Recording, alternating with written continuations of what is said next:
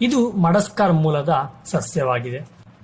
ಈ ಗಿಡವು ಹೆಚ್ಚಾಗಿ ಉಷ್ಣವಲಯ ಮತ್ತೆ ಉಪೋಷ್ಣವಲಯಗಳಲ್ಲಿ ಬೆಳೆಯುವಂತಹ ಒಂದು ಸಸ್ಯವಾಗಿದೆ. ಇದನ್ನ ಮನೆಗಿಡವಾಗಿ ಅಂದರೆ ಗಾರ್ಡನ್ನಲ್ಲಿ ಬೆಳೆಯುವಂತಹ ಸಸ್ಯ ಕೂಡ ಹೌದು.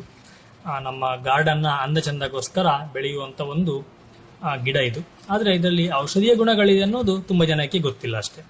ಈ ಗಿಡವು ಸುಮಾರು 1 ಮೀಟರ್ನಷ್ಟು ಎತ್ತರವಾಗಿ ಬೆಳೆಯುವಂತ ಗಿಡವಾಗಿದ್ದು, ಇದು ಕೆಂಪು ಛಾಯೆಯ ಈ ರೀತಿಯಾದಂತಹ ಒಂದು ರಚನೆಯನ್ನು ಹೊಂದಿರುವಂತಹ ಎಲೆಗಳನ್ನ ನಾವು ಇದರಲ್ಲಿ ನೋಡಬಹುದು.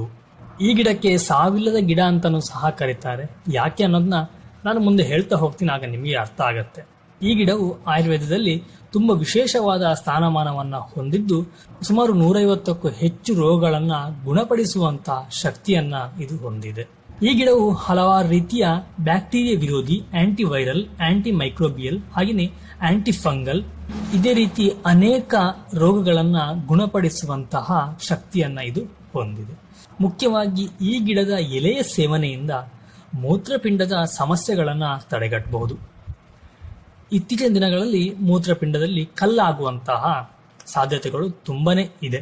ಯಾರಿಗಾದ್ರೂ ಮೂತ್ರಪಿಂಡದಲ್ಲಿ ಕಲ್ಲಾಗಿದ್ರೆ ಅಂತವರು ಕಾಡು ಬಸಳೆ ಎಲೆಯನ್ನ ದಿನಕ್ಕೆ 1ರಂತೆ ತಿನ್ನುತ್ತಾ ಬಂದ್ರೆ ಡೌನ್ಲೋಡ್ ಶೇರ್ ಚಾಟ್.